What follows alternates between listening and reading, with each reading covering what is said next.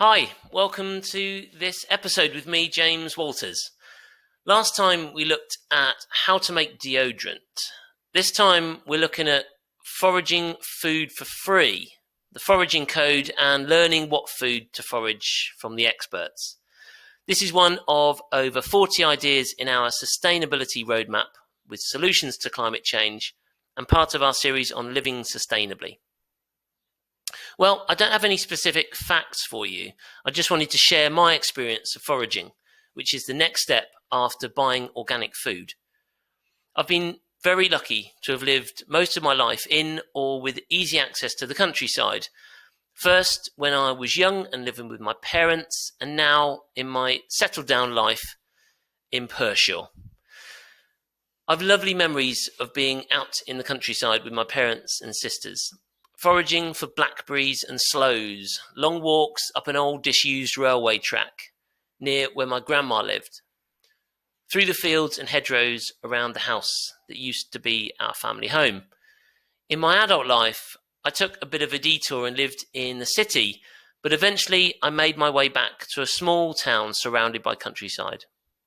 Now I'm able to create my own memories, foraging in the countryside with my son, out on a Sunday morning, picking and eating blackberries, wandering home and using some of the blackberries to make homemade crumble. It's also very liberating and super low cost to use fruit that I foraged to make home brewed wine. So, the Foraging Code. Now, I'm not sure if there is an actual formal foraging code, but I stick to these rules. Leave no trace. Never damage or destroy the places that you forage. If possible, leave places in a better condition than you find them, i.e. pick up rubbish. Always leave some for others, don't take everything. By others, I mean other people, other animals, enough to help the plants reseed and regrow.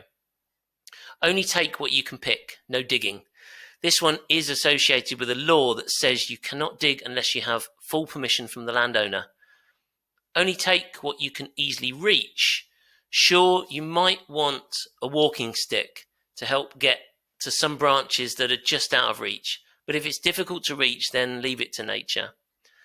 Only forage on public land or where you already have permission from the landowner. There are lots of hedgerows that line footpaths all over the UK. You'll also find opportunities to forage in public parks. Learning what food to forage.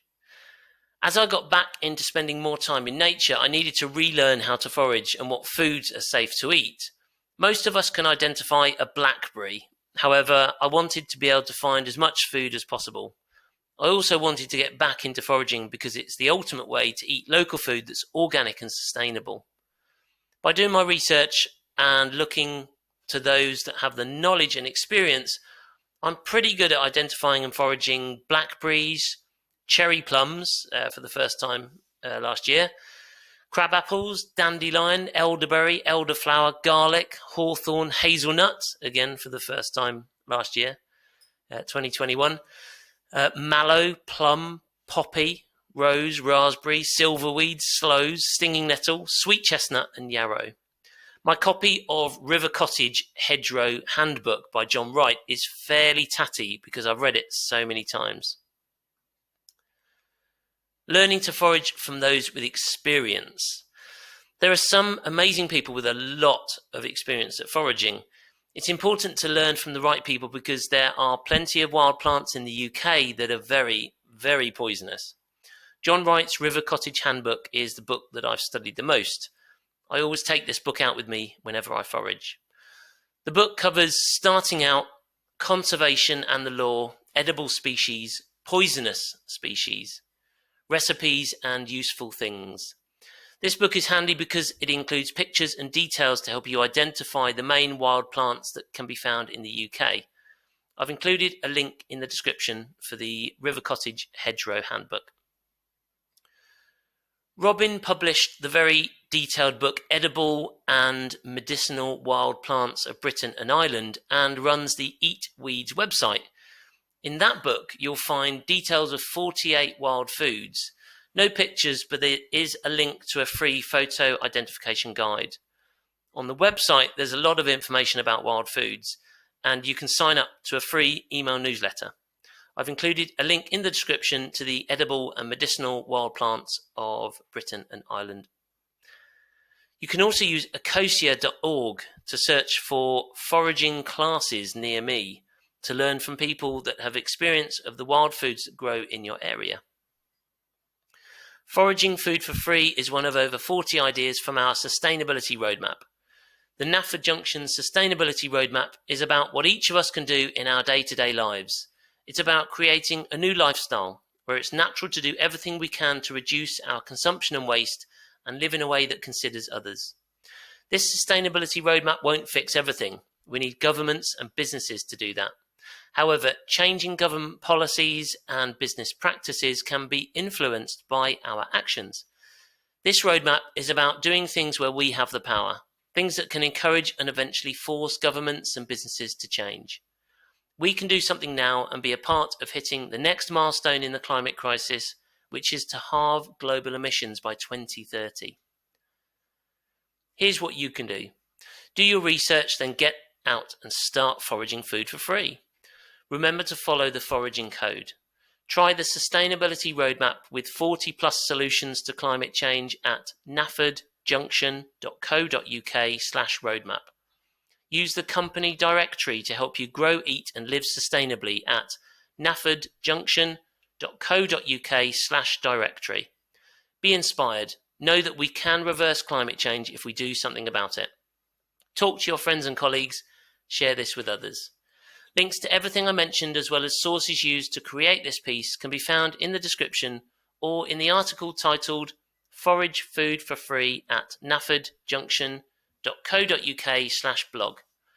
Keep listening to this episode for more ways that you can help stop climate change. Where next? There's so much inspiring information to give you ideas of how to help climate change by growing, eating and living sustainably.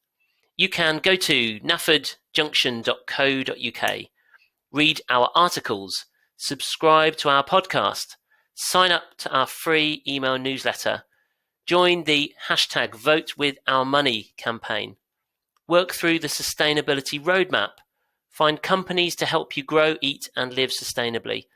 Follow Nafford Junction on Twitter, Facebook, Instagram and YouTube. Help us inspire others.